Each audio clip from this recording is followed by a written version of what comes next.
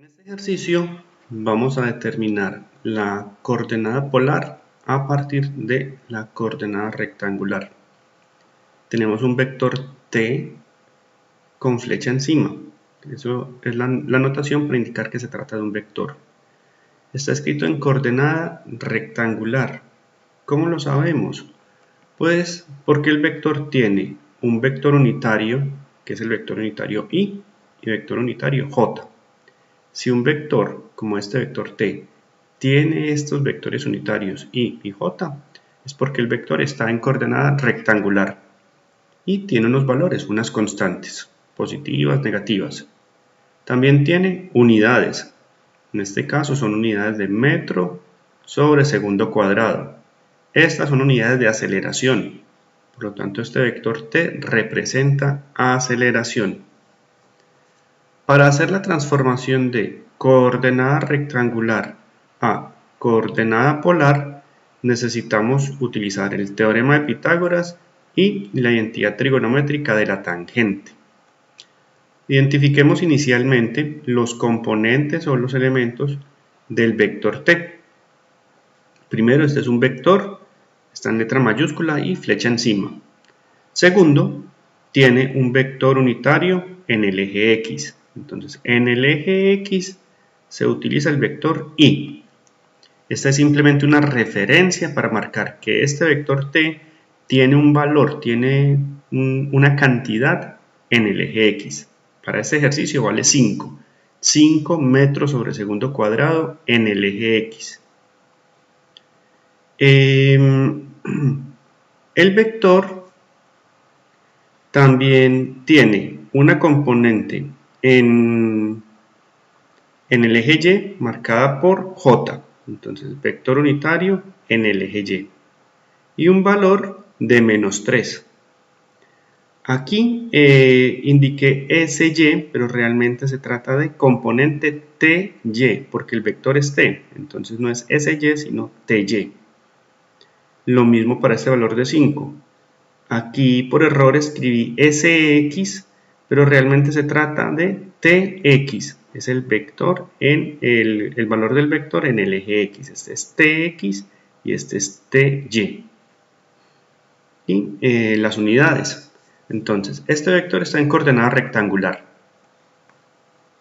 Si graficamos el vector, entonces tendríamos 5 en Y más 5 en Y, es decir, más 5 en X. En el eje X y en el eje Y tengo un valor de más 5 y se representa ese 5 como más 5 en Y. Todo el vector completo en el eje X sería 5 metros sobre segundo cuadrado en Y. Recordemos, Y es para marcar en el eje horizontal, más Y en el eje X, menos Y en menos X.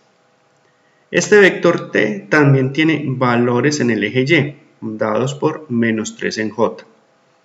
Entonces, este vector menos 3 en J es en el eje Y. Menos 3J en el eje Y vale menos 3 metros sobre segundo cuadrado J.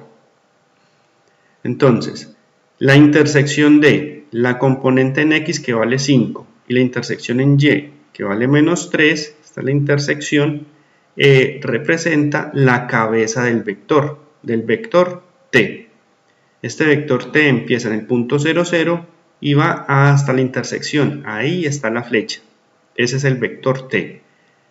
Y nuestro vector está en coordenada rectangular. Tiene 5 en Y menos 3 en J. Este valor menos 3 en J es igual a este valor de menos 3 en J. Este valor 5 en Y es igual a este valor 5 en Y. Es un rectángulo. Y el vector t es la diagonal que parte al rectángulo en dos triángulos. Para hacer el proceso de conversión de la coordenada rectangular a la coordenada polar, podemos utilizar el triángulo de arriba o el triángulo de abajo. Cualquier triángulo está bien, cualquiera de estos dos. Entonces, nuestro vector en forma general, el vector t tendría un valor tx en Y menos ty en j. Esto es lo que yo indicaba hace rato, que me equivoqué en la nomenclatura. Por aquí puse sy, sx. pero era realmente tx, ty. Esto en forma general. Nuestro vector, entonces, con valores es 5 en y menos 3 en j. Este mismo vector t, 5 en y menos 3 en j, se puede representar en coordenada polar. ¿Qué necesito para la coordenada polar? Necesito calcular este valor, esta diagonal. Esta diagonal que divide el rectángulo es en realidad la hipotenusa del triángulo. Puede ser este triángulo de arriba o el triángulo de abajo. Observen bien. Tengo una hipotenusa, tengo un cateto horizontal, un cateto vertical y la hipotenusa. E igual por el triángulo de abajo, un cateto vertical, cateto horizontal y su hipotenusa. Esta hipotenusa se calcula con Pitágoras. ¿Por qué? Porque tengo el valor un valor horizontal que vale 5, el valor vertical que vale 3 o menos 3. Esa hipotenusa, cuando lo escribo en coordenada polar, es el primer término que aparece acá. Es la magnitud del vector. Después viene el signo del ángulo, este símbolo que parece una división. Entonces se utiliza para indicar ángulo. Para indicar el ángulo hay dos posibilidades, una positiva o una negativa, dependiendo del sentido de giro que se tome desde el eje X positivo. Entonces, para marcar el ángulo del vector en coordenada polar, el ángulo hay que medirlo tomando como referencia al eje X positivo. Si empiezo a medirlo en sentido antihorario, ese signo va a ser positivo. En este caso lo estoy marcando por el símbolo letra griega θ2 más θ2 más θ2, coordenada polar, y tenemos un giro antihorario. Esa es la primera posibilidad. Segunda posibilidad, medir el ángulo con un sentido de giro horario. Un sentido de giro horario indica un signo negativo. Esa es la convención establecida para las coordenadas. Para el horario es signo negativo, entonces este se llama θ1 y el ángulo será menos θ1. El objetivo entonces es escribir este vector que está en coordenada rectangular en el equivalente del mismo vector t, pero coordenada polar y con los dos sentidos de giro, el horario y el antihorario. Significa que tengo que calcular t y el ángulo, θ1, θ2. Para calcular t utilizo la hipotenusa, utilizo t es una magnitud o hipotenusa del vector. Esa hipotenusa se calcula con el teorema de Pitágoras.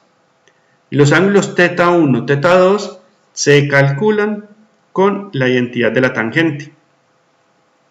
Dependiendo del cuadrante donde esté el vector, en este caso está en el cuarto cuadrante, habrá que considerar si hay que sumar 180 grados o restar 180 grados. Eso se podrá visualizar si el vector está en el segundo o en el tercer cuadrante. Ahí hay que hacer una corrección o tener en cuenta 180 grados para el ángulo de este triángulo.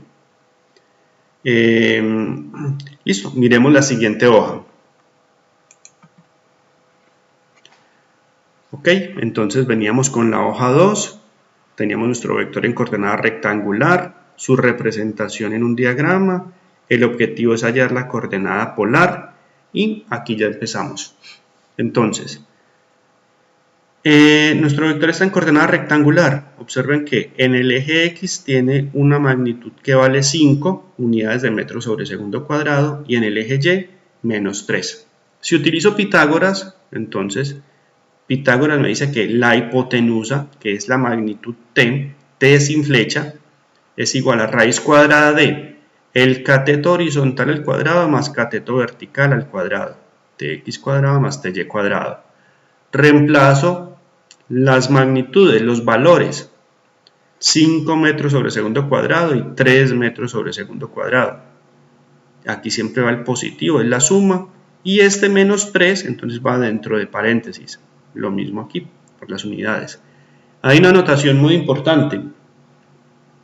Este vector unitario y este vector unitario j no se reemplazan dentro de la ecuación de Pitágoras. Aquí solamente se reemplazan los números y las unidades, no más. ¿Por qué no se reemplazan? porque I y J simplemente son vectores de ayuda, vectores de referencia, y ellos solamente se escriben en la coordenada rectangular. No se reemplazan en los cálculos intermedios para obtener la coordenada polar. Eso es muy importante. Entonces aquí solamente reemplazamos los números y las unidades. Al resolver esta ecuación cuadrática, o esta cuadrática, perdón, entonces nos da este resultado. Esta hipotenusa vale 5,831. Y para calcular el ángulo utilizamos la tangente. La tangente de un ángulo es cateto opuesto sobre cateto adyacente. Para este triángulo, entonces la tangente de teta 1 es cateto opuesto 3 y cateto adyacente 5. Para utilizar esta identidad de la tangente, acá reemplazamos solamente valores positivos. Solamente valores positivos. No reemplazo ni el menos 3, ni, bueno, en este caso es más 5, no hay problema, pero el menos 3 no se reemplaza. Tampoco se reemplazan los vectores I y los vectores J, solamente números y valores positivos. El signo realmente se tiene en cuenta es cuando se vaya a escribir la respuesta en coordenada polar. Como aquí estoy calculando teta 1, cuando obtenga el valor de teta 1 y lo vaya a reemplazar en la ecuación de coordenada polar, le vuelvo por acá, aquí está el signo negativo. Y ese signo negativo es simplemente, estoy indicando que estoy midiendo el ángulo con un giro horario, no más. Por eso acá siempre reemplazamos valores positivos. Y lo otro es que hay que tener en cuenta si el vector está en el segundo cuadrante o en el tercer cuadrante, y en ese caso sí habrá que tener en cuenta que hay que sumar unos 180 grados o restar 180 grados dependiendo del sentido de giro. Pero igual en el segundo cuadrante o en el tercer cuadrante, cuando el vector está por allá se forma un triángulo. De esta misma forma se forman dos triángulos y se calcula un ángulo de la misma forma como lo estamos resolviendo aquí con la tangente. Lo único es que en el segundo cuadrante y en el tercer cuadrante hay que hacer una corrección de 180 grados para este ángulo de la polar o menos 180 grados. Es lo único. Entonces, calculando tangente, la tangente de este ángulo sería cateto opuesto. Todo este lado vale 3 y el cateto adyacente vale 5, 3/5. Resolvemos esta parte. El objetivo es hallar el ángulo, entonces tangente a la menos 1 de este ángulo nos da 30,96 grados. Y este es el valor de menos teta 1. Entonces aquí el vector en coordenada polar con giro horario sería 5,831 y ángulo de menos 30,96. ¿Cómo obtengo este otro ángulo? ¿Cómo obtengo el ángulo de teta 2? Pues es sencillo. Como la circunferencia mide 360 grados, entonces teta 2 será igual a 360 menos teta 1. 360 menos teta 1 nos da 329 grados.